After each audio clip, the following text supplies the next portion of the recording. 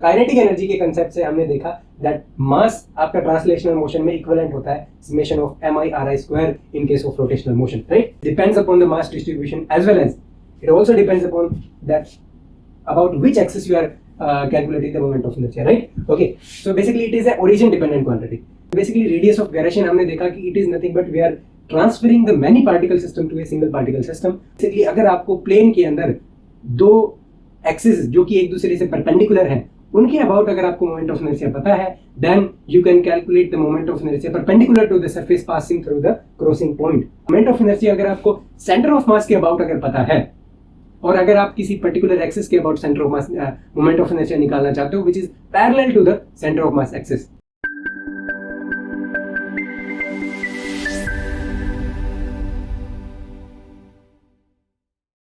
Hello everyone, welcome to the YouTube channel. This is Deepak Marwal. इस video में हम rotational motion से रिलेटेड नेक्स्ट इंपॉर्टेंट क्वांटिटी है उसको डिस्कस करने जा रहे हैं जो कि आपका मोमेंट ऑफ इनर्शिया.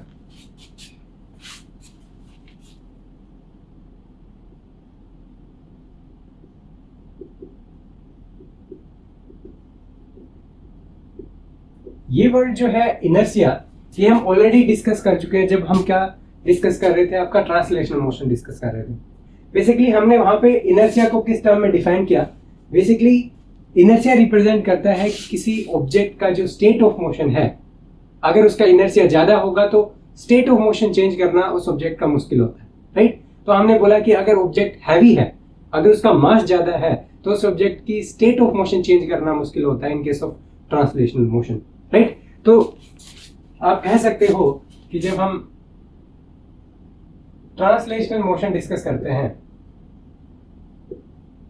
तो उस केस में जो इनर्शिया है वो आपका किसके कॉरेस्पॉन्डिंग होता है? आपका मास ही बेसिकली इनर्शिया को रिप्रेजेंट करता है.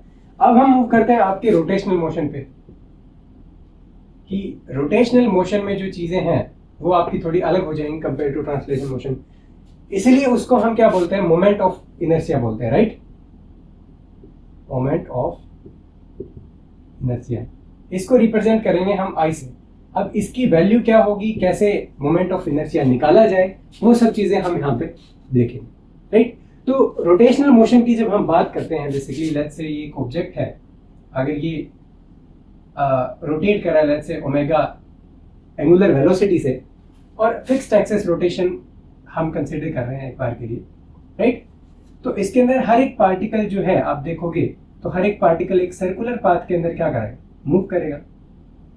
और यहाँ पे जो पार्टिकल का जो वेलोसिटी वेक्टर है वो कुछ इस तरीके से होता है और आर परपेंडिकुलर जो है वो आपका कुछ इस तरीके से आर परपेंडिकुलर होता है रेडियली आउटवर्ड डायरेक्शन में. ये हम ऑलरेडी डिस्कस कर चुके हैं जब हमने एंगुलर वेलोसिटी का जो कंसेप्ट है उसको हमने बताया था, राइट? और हमारे पास एक रिलेशन निकल के आया था कि आपका जो लीनियर वेलोसिटी है फिर टेंजेंशियल वेलोसिटी जो है इस केस में उसकी value omega vector cross r vector basically निकल के आती है, राइट?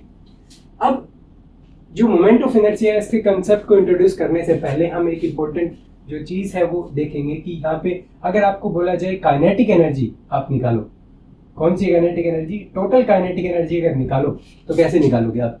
अगर हम बात करते काइनेटिक एनर्जी ट्रांसलेशनल मोशन में तो बेसिकली हम कैसे लिखते? हाफ mv स्क्वायर लिखते हैं.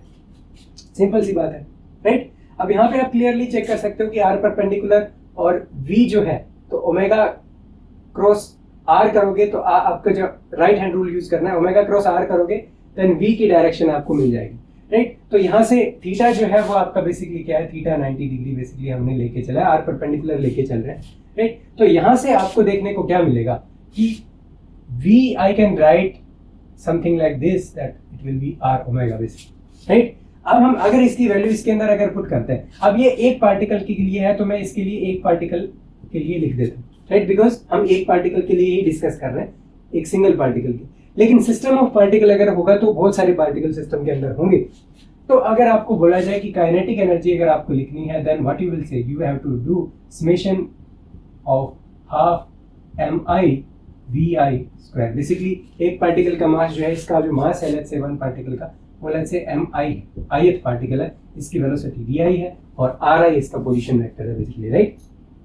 ओके, तो यहाँ से अगर आप देखोगे तो अगर मैं इसकी वैल्यू इसके अंदर पुट करता हूँ तो आपको क्या मिलता है? यहाँ से summation half mi ri square और यहाँ से क्या आ जाता है ओमेगा। अब देखिए ओमेगा जो है हर पार्टिकल के लिए जो एंगुलर वेलोसिटी है वो आपकी सेम रहती है, राइट। तो आप क्या कर सकते हो, ये आई यहाँ से रिमूव भी कर सकते हो, बिकॉज सारे पार्टिकल एक कांस्टेंट एंगुलर वेलोसिटी से मूव करेंगे, सेम टाइम पे सेम एंगुलर डिस्प्लेसमेंट ट्रैवल करेंगे हर एक पार्टिकल। ओके ओके, तो यहाँ से ये आपका क्या जाता है, कुछ इस तरीके से आ जाता है, राइट।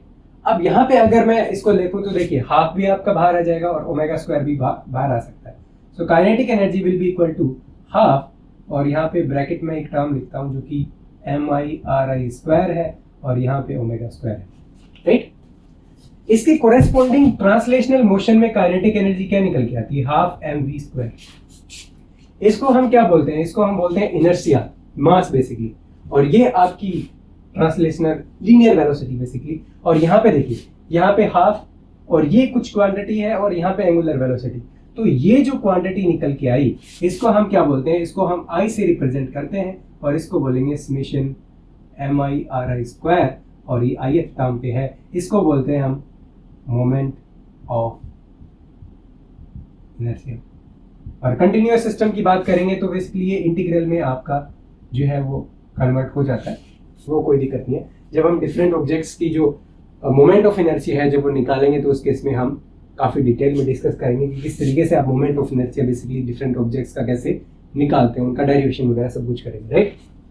ओके, तो यहाँ से सबसे पहले आपको क्या नोटिस हो रहा है मोमेंट ऑफ इनर्शिया में, सबसे पहली चीज तो यहाँ से ऑब्जर्व हो रही है कि it depends upon mass distribution, right. दूसरी चीज आपको क्या देखने को मिल रही है कि अगर मैं RI की वैल्यू चेंज कर दूं तो मेरा मोमेंट ऑफ इनर्शिया चेंज हो जाएगा। इट मींस आपका जो I है ये depends upon axis of rotation. अगर मैं एक्सिस ऑफ रोटेशन चेंज कर दूं, मान लीजिए ये एक्सिस ऑफ रोटेशन थी, लेकिन अगर मैंने एक्सिस ऑफ रोटेशन कहीं यहां कर दी तो इस पार्टिकल का जो डिस्टेंस है यहां से एक्सिस से परपेंडिकुलर डिस्टेंस पार्टिकल का, that will obviously change, right. Mass तो सेम रहेगा लेकिन पोजीशन चेंज हो जाएगा। इट मींस ये मास डिस्ट्रीब्यूशन पे भी डिपेंड करता है कि किस पोजीशन पे कितना मास है। Similarly it also depends upon the axis of rotation. Okay, तो axis of rotation you can say origin dependent quantity भी आप इसको लिख सकते हो। बेसिकली ये ओरिजिन ही तो ले रहे हैं हम फिक्स्ड एक्सिस को, राइट। तो ये बात आ जाती है आपकी मोमेंट ऑफ इनर्शिया के लिए। अब जैसे कि मैंने बताया कि इनर्शिया बेसिकली एक ऐसी क्वांटिटी होती है जो कि स्टेट ऑफ मोशन को ये बताती है कि स्टेट ऑफ मोशन जो है वो चेंज करना आसान है या मुश्किल है। अगर मोमेंट ऑफ इनर्शिया ज्यादा होगा तो उसकी rotational state of motion change करनी मुश्किल होती है। इसका एग्जांपल अगर आप देखना चाहो तो कुछ इस तरीके से देख सकते हो, जैसे मैंने मोमेंट जो आपका एंगुलर मोमेंटम है उस केस में भी मैंने डिस्कस किया था कि let's say you have a fly wheel, right.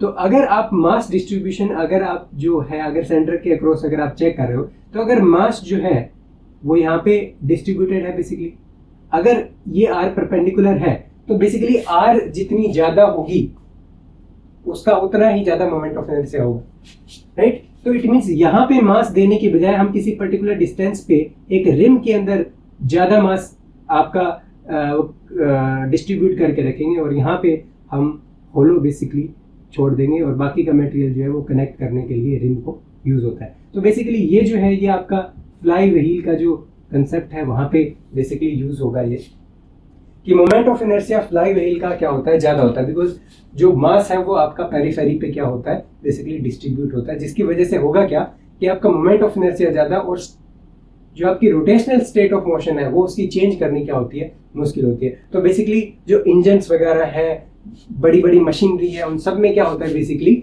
आपका फ्लाई व्हील लगे होते हैं। तो बेसिकली अगर आपको स्टार्टिंग में उसको चलाओगे तो थोड़ा एक बार थोड़ा एफर्ट लगाना पड़ेगा, लेकिन जब वो फ्लाई व्हील आपका चलने लग जाता है after that you can use that energy of your fly wheel, kinetic energy आप यूज कर सकते हो और कंपोनेंट्स को चलाने के लिए। और आप देख पा रहे हो कि मोमेंट ऑफ इनर्शिया ज्यादा है, that's why it will be hard to stop the wheel. तो इजी रहेगा आपका जो मशीनरी है उसके अंदर जो फ्लाई व्हील के वर्क डन को कन्वर्ट करना किसी दूसरी फॉर्म में, ओके तो ये तो बात आ गई आपका फ्लाई व्हील का, काफी अच्छा एग्जांपल है जो कि मोमेंट ऑफ इनर्शिया को बेसिकली एक्सप्लेन करता है, राइट। अब यहाँ पे हम छोटा सा एक एग्जांपल ले लेते हैं। फॉर एग्जांपल अगर आपका एक सिंगल पार्टिकल है और अगर ये रोटेट कर रहा है, लेट्स से इसका मास m है और ये रोटेट कर रहा है एक पर्टिकुलर r, ये आपकी एक्सिस है और r के अंदर मूव कर रहा है सर्कुलर पाथ में, तो आप इसका मोमेंट ऑफ इनर्शिया लिखोगे तो यू कैन से सिंगल पार्टिकल है तो this will B mr², right.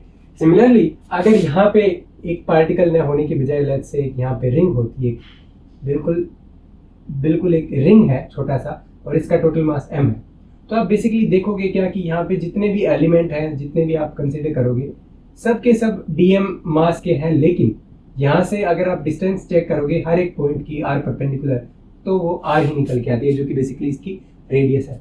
तो इसका अगर आप निकालोगे तो I will be equal to summation of dm और r²। So basically r a constant है, this will be r² and summation this will be, so this will be something like this. Okay, now in place of this अगर हमारे पास दो particle होते तो कैसे करते? तो लेट्स से हमारे पास एक पार्टिकल यहाँ पे है, एक पार्टिकल यहाँ पे है, इसका लेट्स से मास जो है वो m/2 है, टोटल मास इसका लेट्स से यू कैन से m/3 है, इसका 2m/3 है लेट्स से, और ये L/2 आपकी हो जाती है, ये L/2 हो जाती है और ये रोटेशनल एक्सिस है।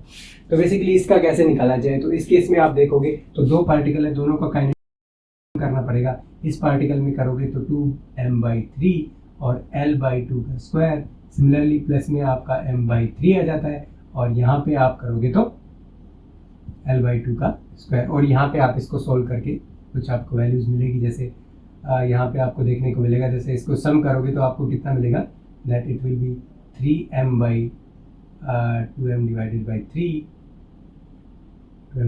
3 और यहाँ पे यह m/3 हो जाता है और यहाँ पे आपका this will be L²/4 और ये आपका टोटल कितना हो गया, m हो गया, तो this will be mL² divided by 4, right. तो बेसिकली ये आपका मोमेंट ऑफ इनर्शिया निकल गया। किस केस के लिए, एक सिंपल दो तीन अलग अलग केसेस हमने कंसिडर किए, ये A हो गया, ये B हो गया, C हो गया, और भी ज़्यादा कॉम्प्लिकेटेड केसेस हो सकते हैं, कंटिन्यूस सिस्टम हो सकते हैं, डिस्क्रीट सिस्टम हो सकते हैं, आप उनके लिए इजीली कैलकुलेट कर सकते हो। डिस्क्रीट सिस्टम्स के लिए इजी है कैलकुलेट करना, लेकिन जब हम बात करेंगे आपके जो कंटिन्यूस सिस्टम्स हैं उनका जो डेरिवेशन वगैरह है वो हम काफ़ी डिटेल में डिस्कस करेंगे। हर एक पर्टिकुलर शेप का जो मोमेंट ऑफ इनर्शिया है उसके लिए एक अलग डेरिवेशन होगा बेसिकली, राइट।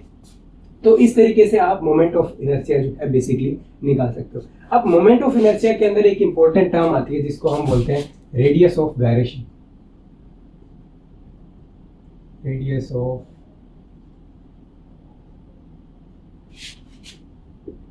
ऑफ गायरेशन, इसको हम के से रिप्रेजेंट करते हैं बेसिकली, राइट। तो हम बेसिकली क्या करेंगे कि मोमेंट ऑफ इनर्शिया है उसको हम लिखते हैं capital M, total mass of the object. So इसको मैं लिख देता हूं total mass multiply by k²। तो k मैंने ऑलरेडी डिस्कस किया हुआ है कि k क्या है, रेडियस ऑफ गायरेशन है बेसिकली, राइट। तो ये रिप्रेजेंट क्या करता है बेसिकली, हम क्यों इसको लिखना चाहते हैं। देखिए मोमेंट ऑफ इनर्शिया एग्जांपल के लिए ये ले लेता हूँ, राइट। तो यहाँ पे मेरा मोमेंट ऑफ इनर्शिया कितना है, this is your mL² divided by 4। तो m टोटल मास है सिस्टम का, टोटल मास m ही है, राइट, बिकॉज टोटल देखोगे तो m मास है। तो यहाँ से अगर k की वैल्यू निकालोगे तो देखो m divided by m into L/2 and this will be square of this, so you can say k is equal to L/2। तो रेडियस ऑफ गायरेशन आपकी कितनी निकल के आई, ये निकल के आई। अब इसका जो फिजिकल सिग्निफिकेंस है वो हमें क्या चेक करना पड़ेगा, फिजिकल सिग्निफिकेंस। तो फिजिकल सिग्निफिकेंस इसका यही है, हमने मल्टी पार्टिकल सिस्टम को, मैनी पार्टिकल सिस्टम को इस सिंगल पार्टिकल सिस्टम में कन्वर्ट करके देखा था बहुत बार। सेम कंसेप्ट हमें यहाँ पे लगाना, ये मैनी पार्टिकल सिस्टम है। अगर एक सिंगल पार्टिकल सिस्टम में इसको कन्वर्ट किया जाए तो कैसे कर सकते हैं कि ये आपका रोटेशनल एक्सिस हो गया और इसके अबाउट एक सिंगल पार्टिकल मूव कर रहा है जिसका टोटल मास m होगा और एक पर्टिकुलर रेडियस होगी जो कि k होगी। तो अगर इस पार्टिकल का आप देखोगे तो मोमेंट ऑफ इनर्शिया बेसिकली निकल के कितना आना चाहिए, mk² निकाल के आना चाहिए। तो आपने मैनी पार्टिकल सिस्टम को सिंगल पार्टिकल सिस्टम में कन्वर्ट कर दिया, राइट। तो आप कह सकते हो मैनी पार्टिकल सिंगल पार्टिकल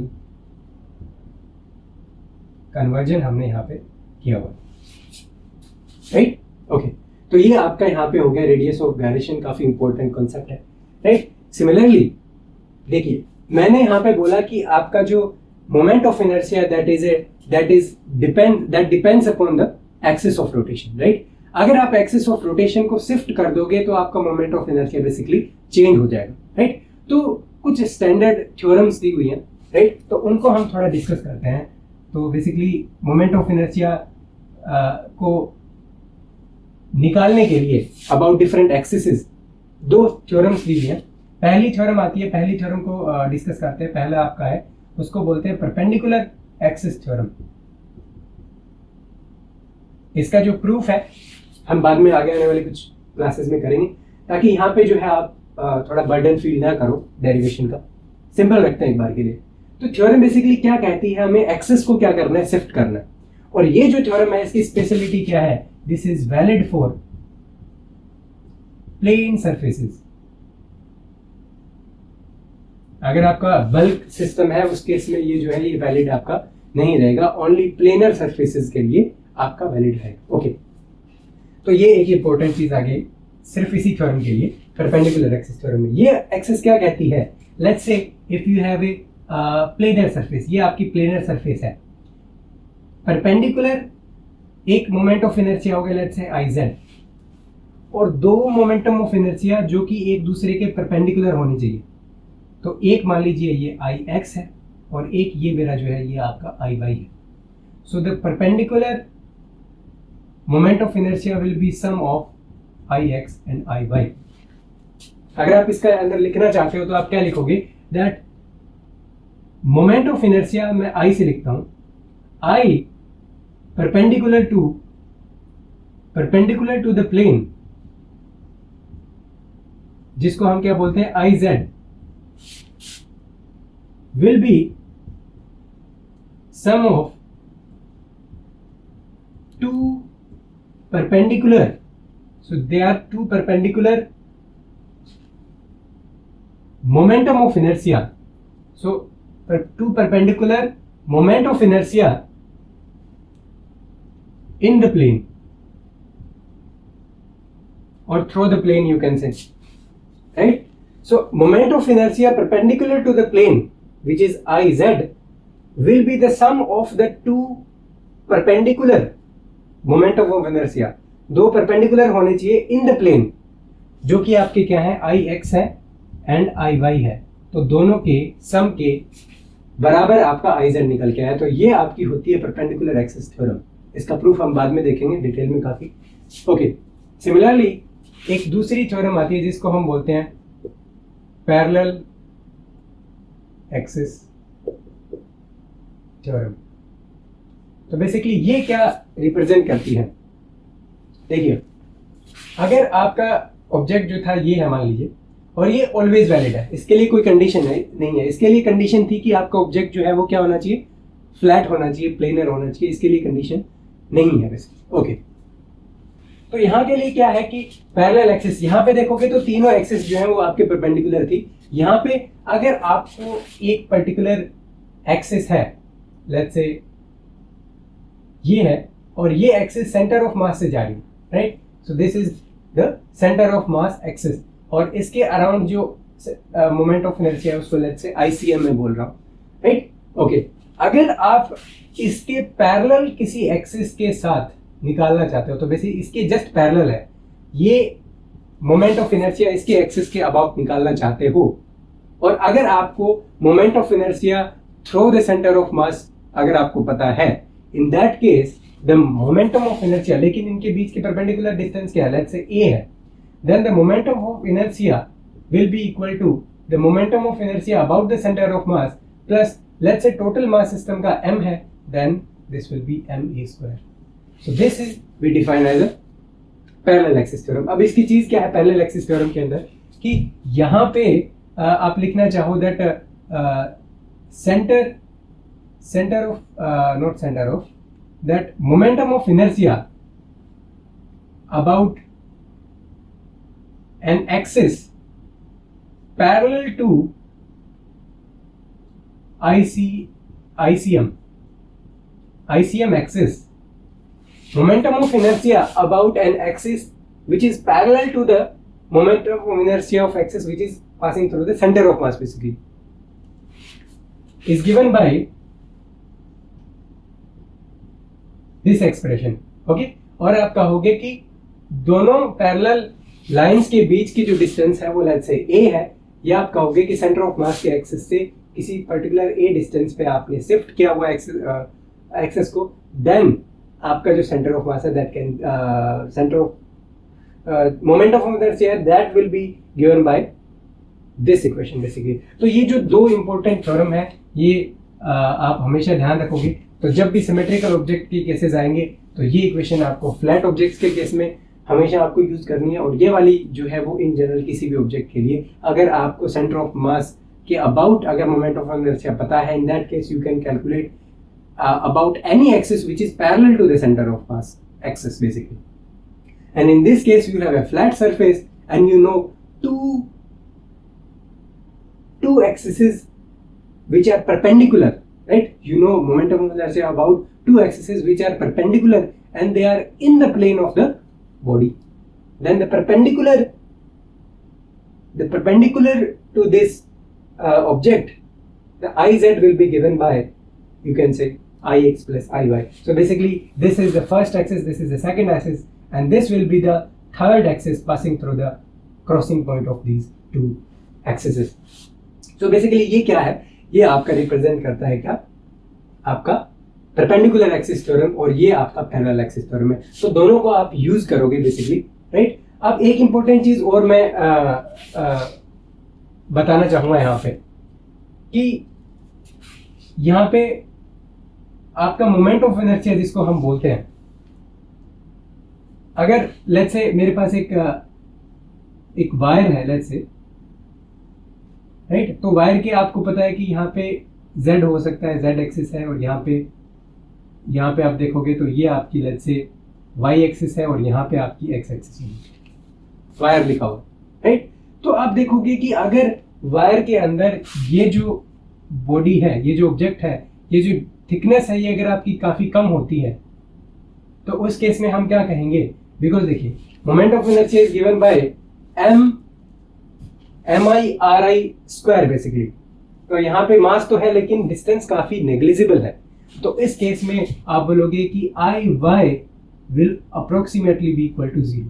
ये एक इंपॉर्टेंट कंसेप्ट है, ये आप हमेशा ध्यान रखोगे कि अगर आपका ऑब्जेक्ट की डायमेंशन से पर्टिकुलर डायमेंशन में कम है, in that case you can say finite size, not finite size, negligible size results in I approximately equal to 0 in particular dimension, right. अब यहाँ पे आई वाई तो 0 है, बट आई जेड और आई वाई अगर आप निकालोगे तो वो आपके 0 नहीं होंगे, बिकॉज उनके अंदर एक फाइनाइट साइज है. तो इस एक्सिस के अबाउट अगर आप निकालोगे so this will be I x. Okay, so I x के अबाउट निकालोगे तो भी आपका क्या है, एक पर्टिकुलर जैसे आप इसके अंदर ऐसे निकाल सकते हो या फिर ऐसे निकालो, तो दोनों के केस में सेम मोमेंट ऑफ इनर्शिया से आएगा, लेकिन आप कह सकते हो कि 0 तो नहीं होगा, बिकॉज ऑब्जेक्ट का जो इस पर्टिकुलर एक्सिस के अबाउट जो डायमेंशन है वो क्या है, नेग्लिजिबल नहीं है, कुछ ना कुछ उसका डायमेंशन होगा. तो ये एक इंपॉर्टेंट कंसेप्ट आपका यहाँ पे रोटेशनल मोशन में होता है. ओके, अब यहाँ पे देखिए एक दो एग्जांपल मैं बता देता हूँ दोनों एक्सिस थ्योरम के. इसका एग्जांपल मैं यहाँ लिख देता हूँ. एग्जांपल में देखिए रिंग में एक एग्जांपल में कंसिडर करता हूँ. तो आपकी एक रिंग थी, तो रिंग का जो सेंटर ऑफ मास है बेसिकली बीच में होता है, राइट. अब आपको बेसिकली यहाँ पे जो मोमेंटम ऑफ इनर्शिया है आई जेड, वो आपको पता है वो कितना होता है, एम आर स्क्वायर. बेसिकली हम ऑलरेडी चेक कर चुके हैं रिंग के केस में एम आर स्क्वायर होता है. ओके, सिमिलरली एक एक्सिस यहाँ पे होगी, दूसरी एक्सिस कहाँ पे होगी, यहाँ पे होगी, तो ये आई एक्स होगी और ये आपकी आई वाई हो जाएगी, राइट. तो देखिए एक रिंग है, तो रिंग के डायमेट्रिकली एक्सिस से अगर कोई जाएगी, कोई एक्सिस से अगर आप रोटेशन करोगे उसके अबाउट, तो अगर आप एक्सिस के ऐसे करिए कोई फर्क नहीं होगा। तो आई वाई और आई एक्स जो है, I Y will be equal to I X, obviously देखने को मिल रहा है। और परपेंडिकुलर एक्सिस थ्योरम, देखिए रिंग जो है ये एक फ्लैट सरफेस है, इट मींस इसके ऊपर परपेंडिकुलर एक्सिस थ्योरम वैलिड होगी। तो यहाँ पे आप क्या कह सकते हो, that I Z will be equal to I X plus I Y, और यहाँ से हमें मिला 2ix and I X will be equal to, अगर आप यहाँ पे आई एक्स लिखना चाहो तो I X will be equal to कितना हो जाएगा यहाँ से अगर आप देखोगे, I X will be equal to M R square divided by 2। तो इट मीन्स आपने आई एक्स और आई वाई दोनों आप यहाँ से निकाल सकते हो काफी इजीली।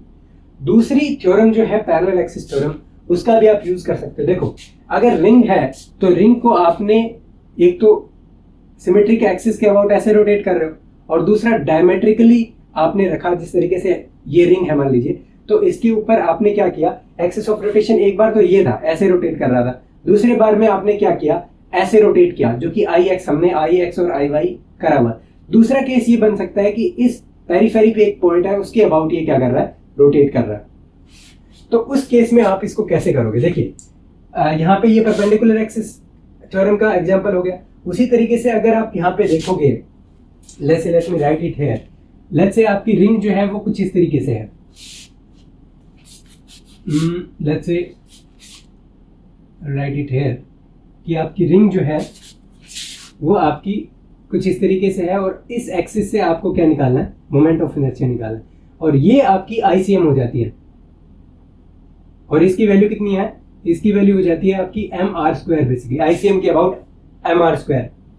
अब ये एक्सिस और इसके बीच की परपेंडिकुलर डिस्टेंस कितनी हो जाती है, आर हो जाती है, राइट, कोई डाउट नहीं होना चाहिए। इस एक्सिस के अबाउट मेरे को आई निकालना है, और ये परपेंडिकुलर, ये पैरेलल है किसके, आपकी जो एक्सिस है which is passing through the centre of मास, और दोनों के बीच का सेपरेशन क्या है, रेडियस होगी तो आर होगा। तो इसके केस में आप निकालोगे तो आईसीएम की वैल्यू देखिए कितनी आ जाती है। तो इस केस में note ICM, this I, and let me right it I, you can say IP, let's say if I'm writing it IP at particular P point, okay, so in that case it will be given by mr square, तो ICM पे है, plus total mass and this, right, तो passing through this it is mr square basically, okay, और यहाँ पे अगर आप देखोगे तो mr square यहाँ पे कर दिया, then it will be 2mr square, okay. Similarly अगर आपने एक तो देखिए ऐसे किया है, और ये जो आई एक्स है, बेसिकली आई एक्स क्या चीज है, ये जो आई एक्स की वैल्यू हमने निकाली है, ये बेसिकली हमने क्या किया है, ये आपका रिंग था, और इसके परपेंडिकुलर, नॉट परपेंडिकुलर, ये जो डायमेट्रिकल जो एक्सिस है उसके अबाउट हम इसको रोटेट कर रहे हैं, तो इसको मैं आई एक्स लिख देता हूं यहाँ पे। सिमिलरली आप पैरेलल एक्सिस थ्योरम का एक और आप एप्लीकेशन देख सकते हो कि यहां से सेंटर ऑफ मास से पासिंग थ्रू जो एक्सिस है, यहां से आपको पता है ये कितनी वैल्यू है, m are square divided by 2। अगर आपको आई क्यू पॉइंट पे निकालना है तो कैसे निकालोगे, इसकी वैल्यू किसकी कैसे निकाल सकते हो, इस एक्सिस में एम आर स्क्वायर बाई 2 है, इस एक्सिस में आई क्यू है, और दोनों के बीच की डिस्टेंस क्या हो जाती है, आर हो जाती है। तो यहाँ पे I q will be equal to M R square divided by 2 plus m are square, so this will be 3mr square divided by 2। तो आप चेक कर सकते हो क्लियरली कि कितना आसानी से आप एक, अगर सिमेट्रिक ऑब्जेक्ट है, अगर वो फ्लैट है तो परपेंडिकुलर एक्सिस थ्योरम इजीली लगा सकते हो, अगर वो फ्लैट नहीं है तो परपेंडिकुलर आपका पैरेलल एक्सिस थ्योरम तो लगेगा ही लगेगा, परपेंडिकुलर वाला नहीं लगेगा बेसिकली, राइट। तो आपको ओनली पैरेलल एक्सिस थ्योरम में आपका सेंटर ऑफ मास के थ्रू जो एक्सिस है उसके अबाउट सेंटर आपका मोमेंट ऑफ इनर्शिया बेसिकली आपको क्या होना चाहिए, पता होना चाहिए। आप इजीली देखिए कितने तरीके से हमने जो रिंग है उसके केस को डिस्कस किया, अलग अलग उनके एक्सिस पे हमने क्या करी, मोमेंट ऑफ इनर्शिया की वैल्यू निकाली। जैसे देखिए जो आपका सेंटर ऑफ मास के अबाउट, लेकिन आपका रिंग ऐसे रोटेट कर रहा है, उसके अबाउट एम आर स्क्वायर हमें मिला। सिमिलरली हमने यहाँ पे क्या डायमेट्रिकली जो पॉइंट है उसके ऊपर हमें डायमेट्रिकली पॉइंट किया तो एम आर स्क्वायर बाई 2 मिला। वैसे ही हमने क्या बोला कि इसके एज से हमें करना है, तो आईसीएम हमें पता है, और यहां से करेंगे तो this will come out to be 2mr square. Similarly एक हमने यहाँ पे कहा कि डायमेट्रिकल पॉइंट्स के थ्रू तो एक्सिस के थ्रू तो हमें पता है, लेकिन अगर इसके जस्ट पैरेलल निकालना चाहें तो पैरेलल एक्सिस थ्योरम लगाई और 3mr²/2 आपका मोमेंट ऑफ इनर्शिया बेसिकली इस पर्टिकुलर रोटेशन केस के लिए आपका निकल के आया इन case of ring. So I hope आपको अच्छे से जो कंसेप्ट है मोमेंट ऑफ इनर्शिया का वो काफी अच्छे से आपको समझ आया होगा।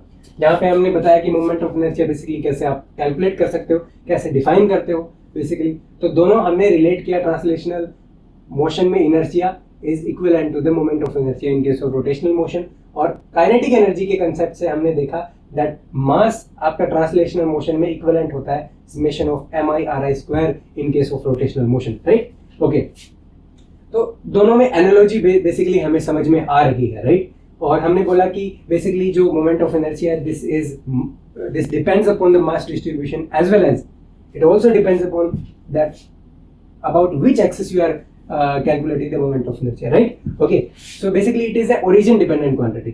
Similarly, उसके बाद हमने क्या किया, हमने कुछ एग्जांपल कंसीडर किया। फ्लाई व्हील का एग्जांपल हमने देखा कि इनर्शिया बेसिकली रिप्रेजेंट करता है कि स्टेट ऑफ रोटेशनल मोशन जो है उसको चेंज करना मुश्किल है अगर आपका मोमेंट ऑफ इनर्शिया बेसिकली अगर ऑब्जेक्ट का ज्यादा है, राइट। ओके, फिर हमने इसके बाद जो है हमने 2-3 सिंपल से एग्जांपल लिए जिसके लिए हमने moment of inertia discrete system के लिए कैलकुलेट करके बताया और एक रिंग के लिए कैलकुलेट करके बताया।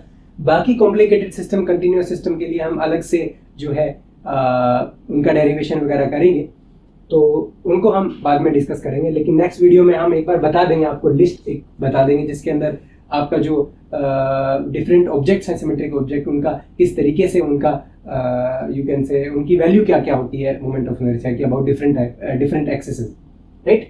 और वहाँ पे हम दोनों थ्योरम्स का भी यूज करेंगे, parallel axis theorem as well as perpendicular axis theorem, right. तो सिमिलरली हमने एक रेडियस ऑफ गायरेशन का एक कंसेप्ट है उसको एक्सप्लेन किया। तो बेसिकली रेडियस ऑफ गायरेशन हमने देखा कि it is nothing but we are transferring the many particle system to a single particle system, और यहाँ पे the moment of inertia will be given by total mass of this system multiplied by the k square. So k is basically radius of gyration. Okay. फिर हमने देखा perpendicular axis theorem और parallel axis theorem। तो basically perpendicular axis theorem में हमने देखा कि जो ये वैलिड ओनली किसके लिए होती है, प्लेनर ऑब्जेक्ट्स के लिए होती है। और बेसिकली अगर आपको प्लेन के अंदर दो एक्सिस जो कि एक दूसरे से परपेंडिकुलर हैं उनके अबाउट अगर आपको मोमेंट ऑफ इनर्शिया पता है, then you can calculate the moment of inertia perpendicular to the surface passing through the crossing point iz. You can calculate it easily using the, you can say, perpendicular axis theorem. So iz will be equal to the sum of those two moment of inertia, right? तो similarly हमने parallel axis theorem भी explain किया। इसमें हमने बोला कि अगर moment of inertia अगर आपको सेंटर ऑफ मास के अबाउट अगर पता है और अगर आप किसी पर्टिकुलर एक्सिस के about centre of mass moment of inertia निकालना चाहते हो which is parallel to the centre of mass axis, in that case you can calculate the moment of inertia using this relation.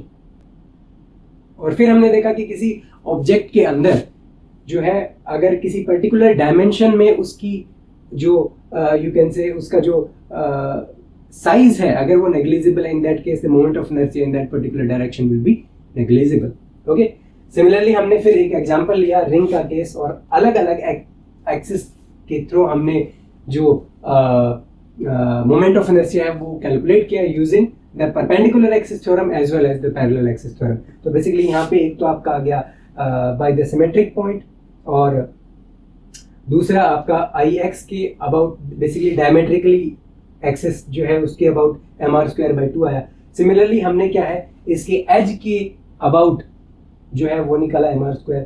फिर हमने diametrical axis के parallel में as के ऊपर rotation में निकाला तो वो mr² यहाँ पे कितना है 3mr²/2, राइट। सो इस तरीके से आई होप कि आपको जो बेसिक जो नॉलेज है मोमेंट ऑफ इनर्शिया की कैसे कैलकुलेट करते हैं और किस किस तरीके से आप मोमेंट ऑफ इनर्शिया अलग अलग केसेस में निकाल सकते हो और थ्योरम कैसे अप्लाई करनी है और ये सब चीज़ें आई होप आपको काफ़ी अच्छे से समझ आ गई होगी। तो आप अलग अलग केसेस डिफरेंट केसेस के लिए मोमेंट ऑफ इनर्शिया आपको जब हम निकालेंगे तो काफ़ी अच्छे से आपके समझ आएगा, right. So thank you all for watching and we will meet in the next video. Thank you.